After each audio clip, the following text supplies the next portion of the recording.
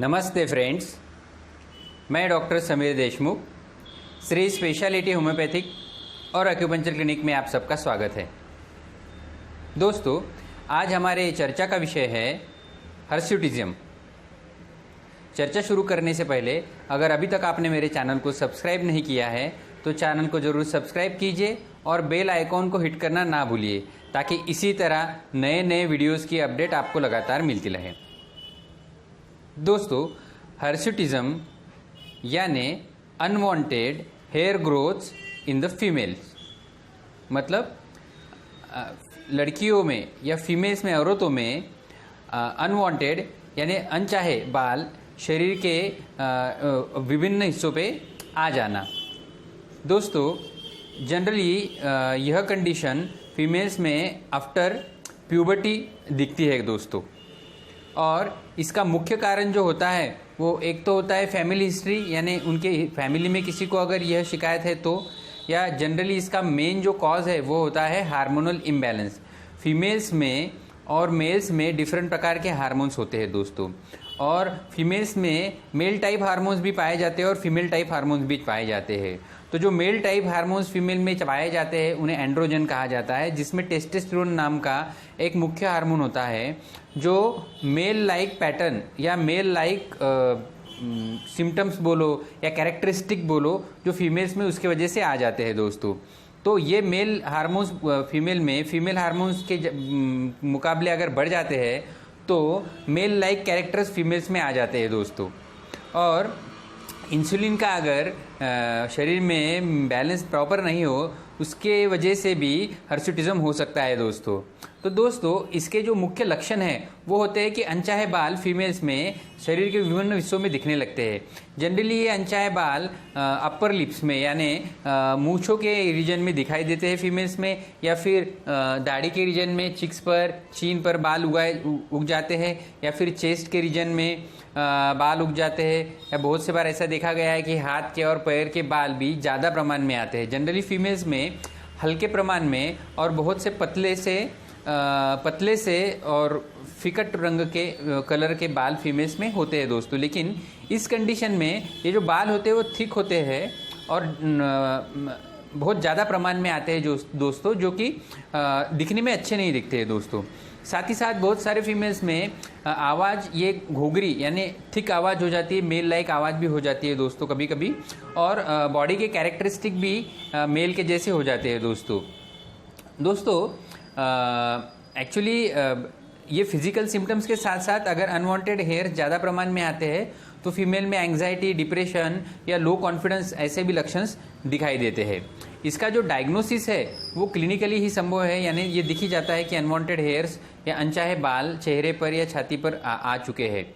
और बहुत से बार डॉक्टर इसके लिए आपको कुछ हार्मोनल फीमेल्स को कुछ हार्मोनल टेस्ट का भी सलाह दे सकते हैं, या पीसीओडी के कारण भी हार्मोनल इम्बैलेंस होता है तो बहुत से बार एब्डोमिनल सोनोग्राफी की भी सलाह डॉक्टर्स दे सकते हैं दोस्तों। पीसीओडी ये फीमेल्स में पाए जाने वाली एक बहुत कॉमन बीमारी है, जिसके ऊपर ऑलरेडी हमने एक वीडियो बना के रखा है हमारे चैनल पर, तो आप यह वीडियो ज़रूर देख लेना दोस्तों। अभी हम जानेंगे कि इसके लिए ट्रीटमेंट क्या है। तो जनरली इसके लिए कोई मेडिसिनल ट्रीटमेंट अलाइड साइंस में अवेलेबल नहीं है। फीमेल्स इसको पार्लर में जाके वैक्स वगैरह करके मैनेज कर लेते हैं दोस्तों। लेकिन जब ये कंडीशन हद से ज़्यादा बढ़ जाती है या ज़्यादा ही प्रमाण में बाल आते हैं तो इसके लिए मेडिसिन लेना जरूरी होता है, और इसके लिए मेडिसिनल ट्रीटमेंट ओनली होम्योपैथी में, सिर्फ होम्योपैथी में ही अवेलेबल है दोस्तों। और बहुत अच्छी दवाइयाँ होम्योपैथी में इसके लिए है, और इसके इलाज इसका रिजल्ट भी बहुत अच्छा होता है दोस्तों। सिर्फ आपको एक उचित होम्योपैथ के पास, स्किलफुल होम्योपैथ के पास जाना जरूरी होता है। साथ ही साथ आपको सब्र यानी श्रद्धा और सबूरी रखना भी बहुत जरूरी होता है, क्योंकि इसकी ट्रीटमेंट लंबे समय तक के लेना जरूरी होता है दोस्तों। तो इसमें सबसे पहली जो दवाई आती है वो है थुजा। यह मेडिसिन 200 या 1 mg पोटेंसी में इनफ्रिक्वेंटली लेना होता है। यह डोज 15 दिन या महीने में एक ही बार पेशेंट की कंडीशन में देख के दिया जाता है। अगली दवाई जो है वो है ओलियम जैक। यह मेडिसिन जनरली लोअर पोटेंसी में यानी 3x पोटेंसी में 2 टैबलेट्स 3 to 4 टाइम्स डे दी जाती है। काफ़ी लंबे समय तक ये दवाई चलती है, 3, 4, 6 महीने तक के ये देना पड़ती है। इसके बाद अगर आपको रिजल्ट नहीं दिखता है तो हम पोटेंसी बढ़ा के 6x या 30 पोटेंसी में भी ओलियम जैक ले सकते हैं दोस्तों। अगली जो मेडिसिन है वो अगर पेशेंट में हार्मोनल इम्बैलेंस होता है और पेशेंट डिप्रेशन के कंडीशन में रहता है, इनडिफरेंट स्टेट में रहता है, तो ऐसे कंडीशन में सेफिया 30 यह भी मेडिसिन बहुत कारगर मेडिसिन है। यह मेडिसिन भी 30 पोटेंसी में दिन में 2 या 3 बार हम ले सकते हैं। साथ ही साथ पेशेंट अगर डिप्रेस है, सैड है और पेशेंट को मेंस्ट्रुअल इरेगुलरिटीज भी है, साथ ही माइग्रेन जैसी शिकायतें हैं, सन में जाने से शिकायत बढ़ती है ऐसे, और हेयर फॉलिंग भी है, तो ऐसे कंडीशन में पेशेंट को हम नाइट्रामोर 30 ये दवाई भी दिन में 2 बार दे सकते हैं दोस्तों।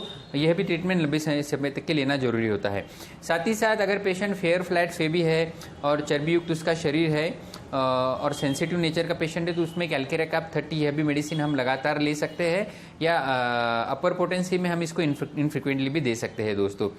साथ ही साथ अगर पेशेंट को पॉलीसिस्टिक ओवेरियन डिसीज़ है तो उसमें हम फॉलिकुलम या ओफिरनम नाम की दवाइयाँ भी 30 या 200 या 1 m पोटेंसी में पेशेंट की कंडीशन देख के दे सकते हैं दोस्तों। साथ ही साथ एक बायोकेमिकल कॉम्बिनेशन होता है जो मेंस्ट्रुअल इरेगुलरिटीज और हार्मोन इम्बैलेंस के लिए हम यूज़ करते हैं। वो कॉम्बिनेशन होता है 15 नंबर का कॉम्बिनेशन, जिसकी हम 4 गोलियां दिन में 3 से 4 बार पेशेंट को प्रिस्क्राइब करते हैं दोस्तों। साथ ही साथ पेशेंट को अगर एनीमिया है, मल्टीविटामिन्स की कमी है, यह भी देखकर हम पेशेंट को उस प्रकार की एक सप्लीमेंट्री कोर्स भी हम उसको दे सकते हैं दोस्तों। यह एक ऐसी बीमारी है जिसमें पेशेंट को पता ही नहीं रहता कि क्या करना चाहिए। तो अगर आपके जानकारी में कोई ऐसी व्यक्ति है तो उसको ज़रूर ये वीडियो आप शेयर कीजिएगा दोस्तों।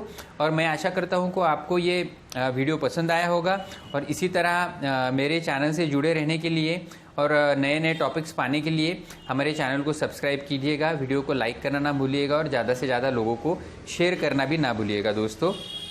Thank you very much. स्वस्थ रहिए, मस्त रहिए।